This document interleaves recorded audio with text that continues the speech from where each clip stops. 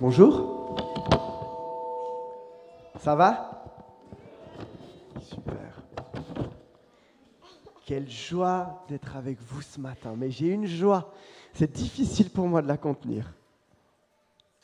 Puis en fait, on n'a pas besoin de la contenir, de toute façon. Ouais. Je ressens, depuis que je suis arrivé dans ces locaux, une vie de l'esprit extraordinaire. Dieu est illimité. Et je crois vraiment que le Seigneur veut nous surprendre ce matin pour nous faire comprendre ce que c'est sa vie en abondance. Je voulais vous remercier, Olivier et Sabrine, pour votre invitation et votre amitié. Je me sens comme à la maison. Et si c'était un temps propice à se reconsacrer à Dieu ce matin?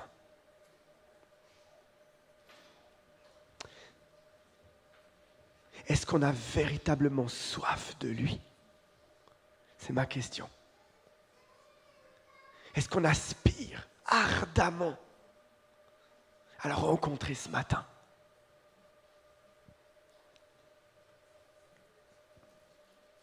Il veut redonner du sens à ce qu'on fait. Il veut redonner du sens à notre mission, à qui nous sommes. Il y a une rencontre ce matin. Et en priant pour ce temps, j'avais cette impression qu'il voulait poser la main sur le cœur de plusieurs, guérir les cœurs, redonner de l'espoir là où il y a le découragement, redonner de la joie là où il y a la tristesse. C'est ça notre Seigneur. C'est lui. Il y a des jougs aussi de peur, de crainte qui vont tomber ce matin. Amen. Yes, yes. Alors oui, je m'appelle Kevin, Kevin Roulin, et puis je suis marié à une magnifique femme qui n'est pas là ce matin, avec 2 enfants, un petit Lucas de 4 ans. Il vient d'avoir 4 ans, on a fêté son anniversaire la semaine passée. Et puis Mia, une belle petite princesse qui elle a 9, bientôt 10 mois.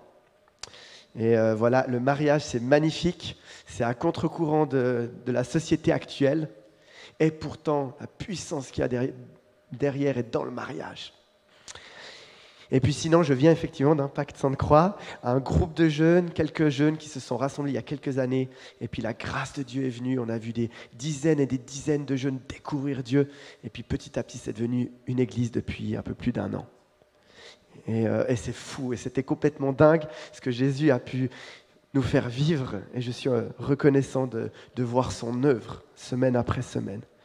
Et si je devais me présenter encore en 2 mots, je crois que j'aspire à ce feu pour réveiller les cœurs, comme on a chanté juste avant. Il veut réveiller nos cœurs, il veut réveiller nos âmes. Et je crois que ça passe par la repentance. Je crois que ça passe par la prière. Je crois que ça passe par une reconsécration. Il n'y a pas de chemin. C'est en fléchissant le genou qu'on redécouvre qui est Jésus.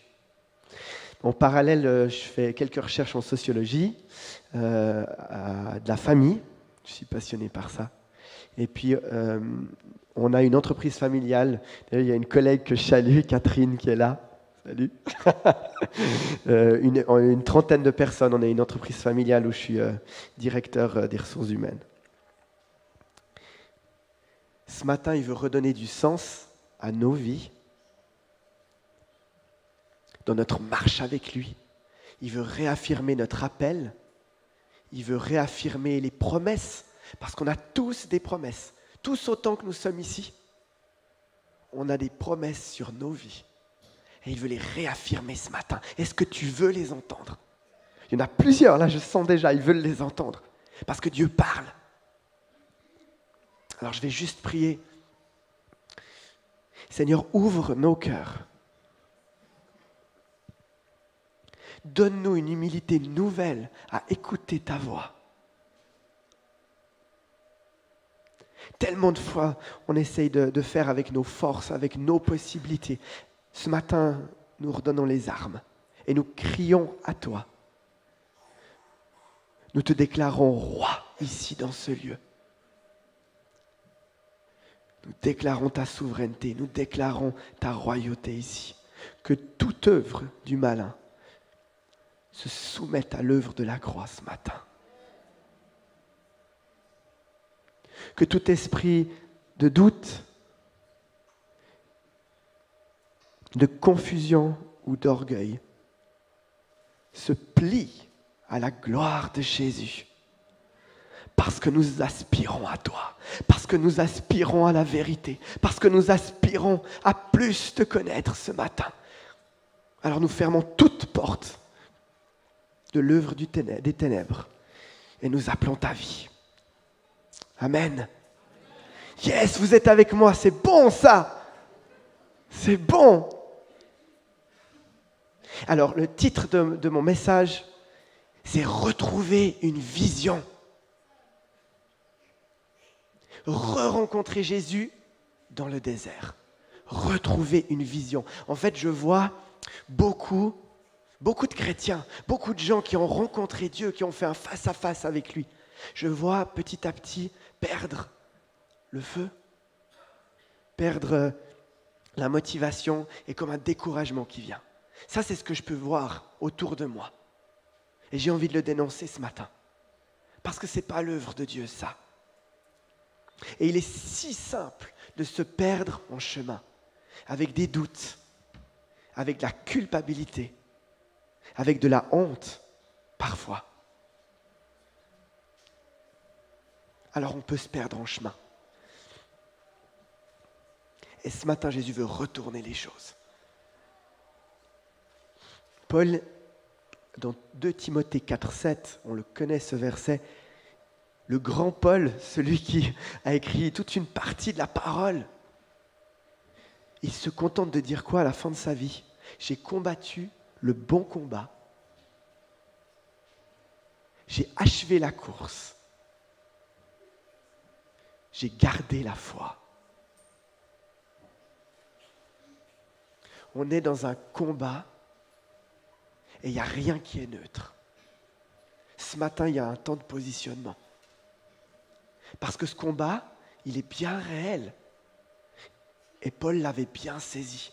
À la fin de sa vie, il a bien compris que le plus important, quel que soit ce qu'on a vécu, c'était de garder cette proximité avec le cœur du Père.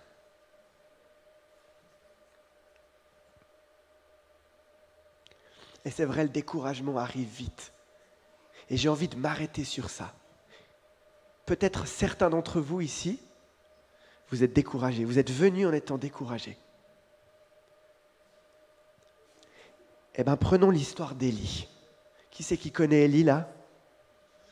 Ouais, vous le connaissez personnellement ? Élie qui était un prophète aux yeux de l'Éternel.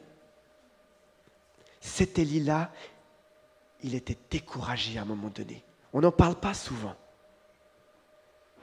Et j'ai envie de prendre cet exemple-là parce que je crois qu'en termes de découragement, et puis je vais rejoindre ceux qui sont découragés ce matin, en termes de découragement, je crois qu'il n'y a pas meilleur exemple. Élie, il avait le cœur pur. Dieu avait vu son cœur, son aspiration. Et pourtant, nous allons le voir dans le passage 1 Roi 17 à 19, il va être découragé. Donc ce qui se passe, pour ceux qui ne connaissent pas l'histoire, je vais la raconter rapidement. Donc Élie, qui était le prophète, il reçoit une pensée de Dieu. Mon peuple, le peuple d'Israël, est en train de me désobéir. On appelle ça, ils sont rentrés dans l'idolâtrie. Ils adoraient d'autres choses, d'autres dieux que le Seigneur. Et puis, Élie, il reçoit ça. Et puis, Dieu lui demande, et là je pense qu'il a commencé à trembler, va vers le roi Akab et vers sa femme Jézabel et dis-leur qu'il n'y aura plus de pluie dans le pays parce que le peuple m'a désobéi. Vous imaginez Élie, un petit Jean, qui devait se présenter devant le roi et qui devait dire ça. C'était pas rien. Il fallait y aller. Mais Élie connaissait tellement son identité. Il savait qui il était en Dieu. Il savait sa mission. Il savait ce qu'il habitait, l'esprit qu'il habitait. Alors il s'est présenté devant Akab. Et puis il lui a dit, quelle audace! C'était pas rien. Il tremblait, surtout avec sa femme, parce qu'Akab était déjà pas sympa. Mais alors on dit que Jézabel, sa femme, était encore pire. Aïe, aïe, aïe. Et puis à un moment donné, il arrive sur un moment fatidique de sa vie. Il monte sur le mont Carmel, et là, il y a 850 personnes, des faux prophètes, qui viennent écouter. Et puis, Élie est pris d'une pensée en leur demandant de se positionner, de choisir entre le Seigneur Dieu et puis le Dieu de Baal. Et là, il n'y a personne qui lui répond. Et il y a quelque chose qui se passe dans le cœur d'Élie. Lui, le prophète, celui qui entendait Dieu, celui qui était proche de Dieu, celui qui avait le cœur pur, il a commencé à douter. Le doute est venu s'installer dans son cœur. Personne ne lui a répondu. Et qu'est-ce qu'il a dit? Il a dit, alors moi je reste seul. Mais il y a quelque chose qui s'est passé dans son cœur. Les ténèbres ont faufilé son cœur. Combien d'entre nous sont découragés par des paroles ou des situations ce matin qui fait que nous avons perdu notre identité, notre mission céleste? Alors Élie, il est tombé dans le découragement. Il a commencé à faire grandir et à faire nourrir le doute. Et on peut dire à la fin, on peut voir dans 1 Roi 19,4, il est écrit, Élie alla dans le désert, où après une journée de marche, il s'assit sous un buisson et demanda la mort. Élie était en dépression, si on veut bien parler en termes actuels. Élie avait des pensées suicidaires. Et il dit, c'est assez maintenant, Éternel, prends mon âme, car je ne suis pas meilleur que mes pères. La valeur avait disparu.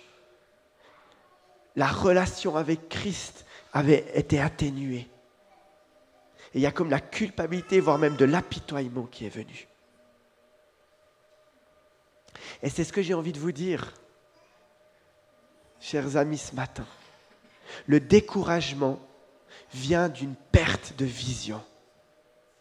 Au moment où on perd la vision de Dieu dans nos cœurs, alors il y a un découragement qui s'installe. Quelle est ta vision ce matin? Quel est ton appel? Quelles sont les promesses sur ta vie? Il est écrit dans la parole, sans vision, le peuple est sans frein, ou alors le peuple meurt. C'est dans Proverbe 29. En hébreu, ça veut dire dissiper, révolter. En fait, on part dans tous les sens. Au moment où on n'a plus la vision de Dieu, on part dans tous les sens, on ne sait plus où aller. J'avais une image pour un peu illustrer cela. C'est comme si tu allais te promener ce matin, tu décidais d'aller faire une promenade. Et puis que tu décidais d'aller en fonction de où allait le vent. C'est un peu la même chose pour certains d'entre nous ce matin. Peut-être qu'on va selon les circonstances du moment, là où les circonstances nous emmènent.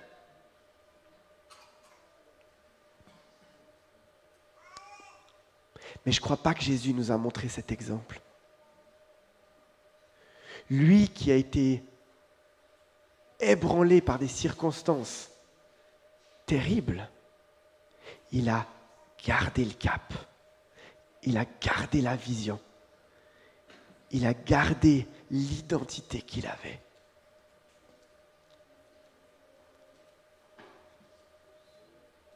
C'est pas facile, hein? On est tellement touché de tous les sens, ébranlé, en particulier dans cette période.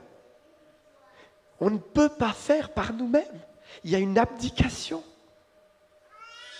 On est obligé de fléchir le genou.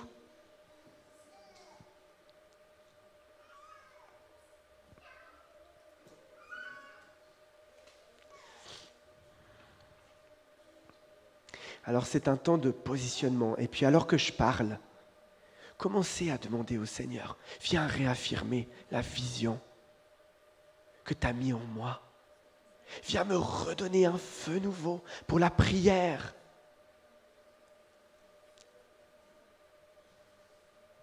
Jésus, il entend les soupirs des cœurs. C'est ce qui est écrit dans la parole. Et oui, le monde spirituel existe. Je crois qu'on prêche plus assez ça dans les églises actuellement. S'il y a le bien, il y a aussi le mal. Et en tant que bon Suisse, régulièrement, on aime la neutralité. Alors, on est OK de se positionner plus ou moins en sauvant les apparences. C'est un temps autre, mesdames et messieurs. C'est un temps d'affirmation. C'est un temps de positionnement. Non pas face aux hommes, bien sûr qu'il y aura, ça va venir, mais d'abord face aux puissances spirituelles. Nous ne pouvons pas être neutres ce matin.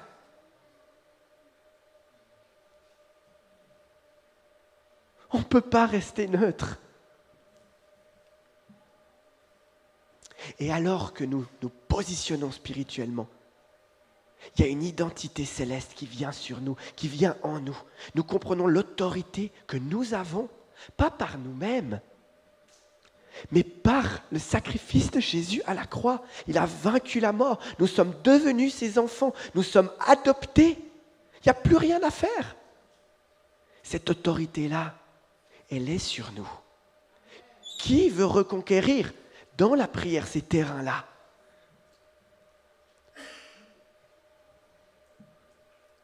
Mais il n'y a pas de raccourci. Et Jésus l'a bien dit, il n'y a pas de formule magique. En tant qu'être humain, on recherche toujours la facilité, on recherche toujours le raccourci. On va toujours essayer de se faufiler pour s'en sortir. Arrêtons. Et posons le genou. Parce qu'il n'y a pas de raccourci. Le chemin vers Christ passe par la prière, par l'adoration et la repentance. Et nous sommes libres. C'est ça qui est extraordinaire. Et moi, c'est ça qui me donne envie de me consacrer pleinement à mon roi. Parce que nous sommes libres. Ce matin, si ton cœur, tu sens qu'il est rebelle, tu peux. Jésus t'aime.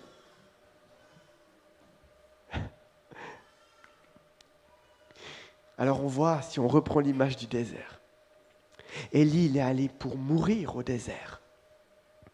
Souvent, on prend la fuite.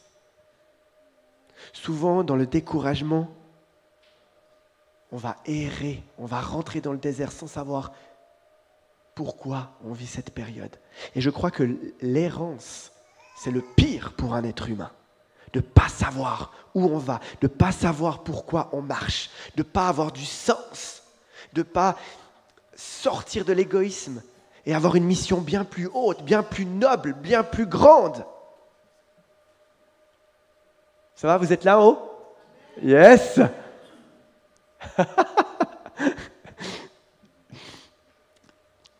On voit dans 1 Roi 19,5, si on continue à reprendre, Élie se coucha et s'endormit sous un buisson. Ça fait un jour qu'il marche, il demande à Dieu de mourir, il se pose sous un buisson. Il n'y a pas des très bonnes perspectives. Hein?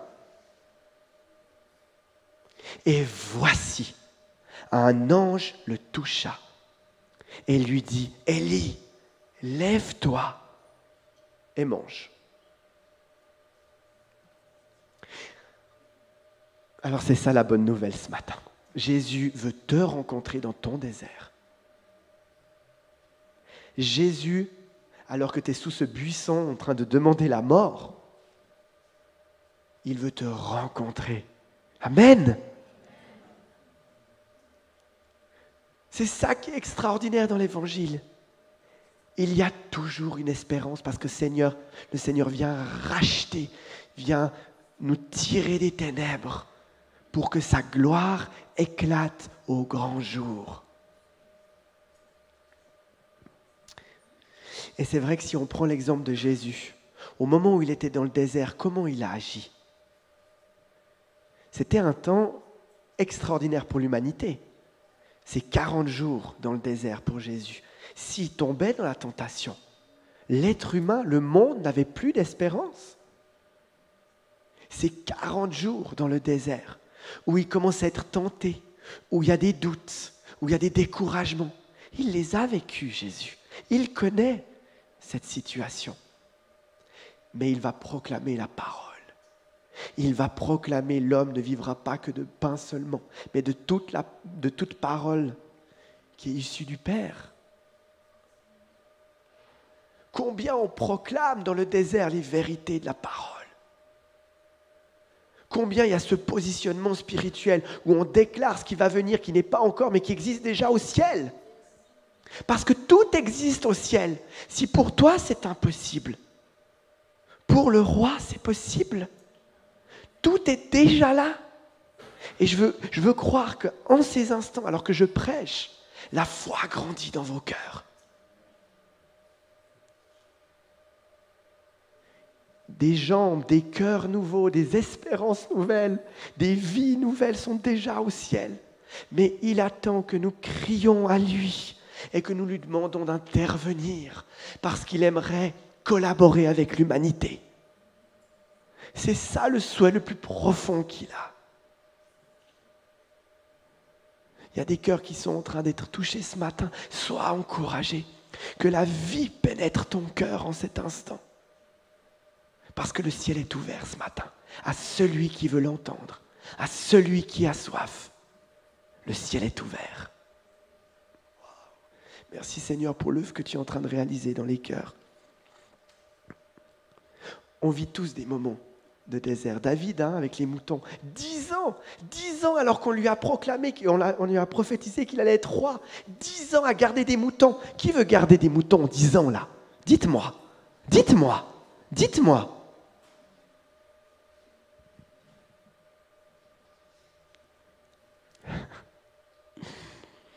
Peut-être pour certains, vous allez être inspirés à prendre une retraite, à un temps de cœur à cœur avec Dieu. Peut-être vous allez vous réentourer d'amis qui vous poussent en avant. Qu'est-ce que le Seigneur vous parle ce matin? Parce que, écoutez-moi pas trop, c'est le Saint-Esprit qui parle. C'est le Saint-Esprit qui va amener une véritable conviction. Ce n'est pas les êtres humains.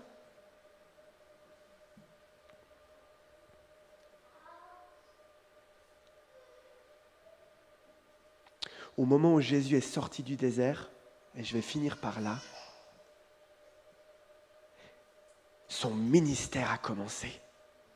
C'est ça la bonne nouvelle aussi ce matin. C'est le désert, il n'est pas là pour rien. Il est là pour travailler nos tripes. Il est là pour faire grandir notre foi. Au moment où Jésus est sorti du désert victorieux face aux ténèbres, face au diable, alors les miracles ont commencé. Son ministère a pris son envol. Peut-être que ce matin, le Saint-Esprit te murmure à ta sortie de désert. Ton appel, les promesses vont prendre vigueur en toi. Ce qui est sûr et certain, c'est que nous sommes appelés à être sel et lumière sur cette terre. Et j'ai envie de le réaffirmer ce matin, parce que le monde est perdu. Les gens sont déprimés. Les gens ne savent plus sur quoi s'accrocher. Et je vous assure qu'en termes sociétal, ça fait très longtemps qu'il n'y a pas eu une telle confusion dans les cœurs. C'est le moment où le Seigneur Jésus veut se révéler. Parce que la plupart sont déprimés, la plupart ont des peurs, la plupart ont des envies suicidaires. C'est ça la réalité de notre société aujourd'hui. Et Jésus, il affirme quoi? Il affirme que nous sommes sel et lumière. Quelle mission extraordinaire! Il n'y a pas besoin d'aller chercher plus loin.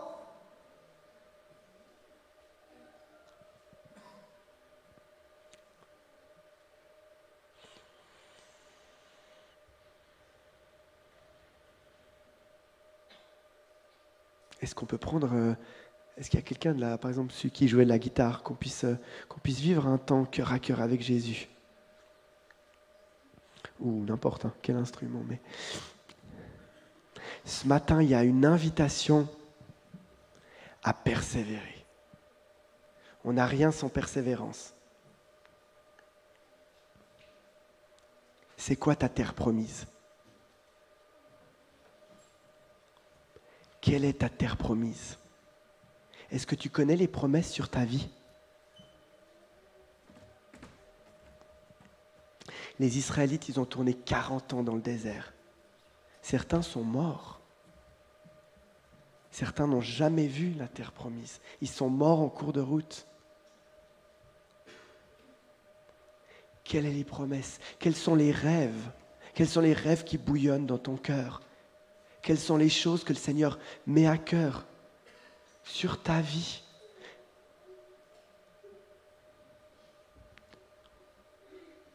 Pour ceux qui désirent sortir du désert ce matin, il y a un temps de repentance. Il y a un temps d'abdication. C'est quoi la repentance? C'est vraiment pas compliqué. C'est simplement le fait de dire, je ne peux pas m'en sortir seul. Sans toi, je ne peux rien faire. Ça, c'est l'esprit de repentance qui habite celles et ceux qui cherchent Jésus. On ne peut pas sortir du désert sans repentance. Et la repentance, ce n'est pas l'apitoiement. Ne confondons pas.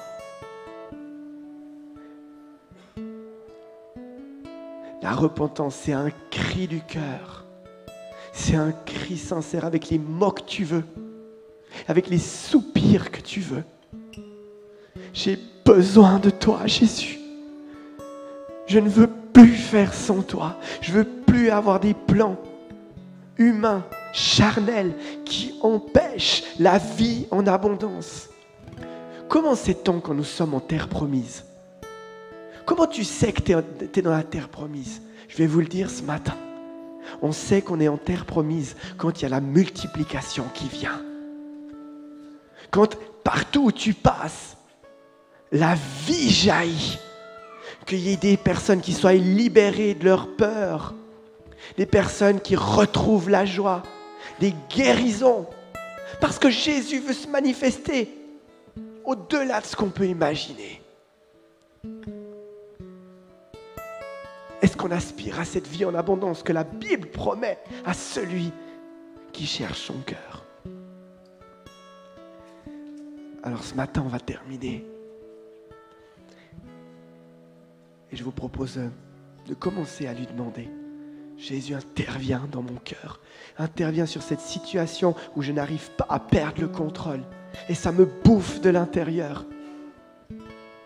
Rappelez-vous, on ne peut pas être neutre. Et si tu n'ouvres pas ta bouche, alors tu ne peux pas déclarer la guerre aux ténèbres, à celui qui veut te détruire.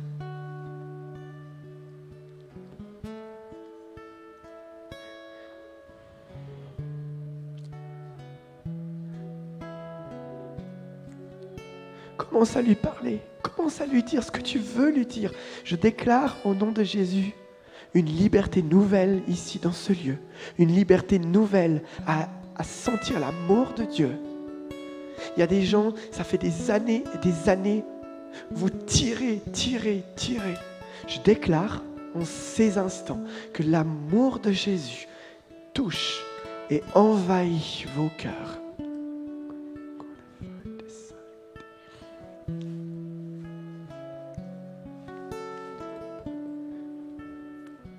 Viens régner. Prends toute la place. Redonne-moi les rêves d'antan. Redonne-moi une vision nouvelle. Réactive mon cœur. Et ce n'est pas une performance, c'est une attitude de cœur. Qu'est-ce qui te fait vibrer le matin au réveil? C'est quoi ta première pensée? Alors nous te demandons pardon, Jésus, de tout notre cœur. Et nous crions à toi. Viens nous secourir. Viens nous renouveler. Viens nous redonner une vie nouvelle, des rêves nouveaux.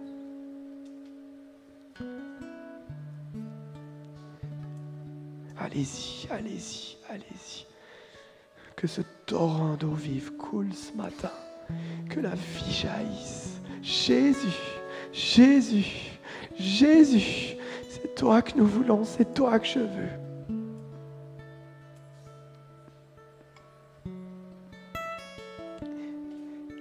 J'ai encore juste, je peux juste un truc. J'avais juste 2-3 encouragements personnels, je dois encore juste.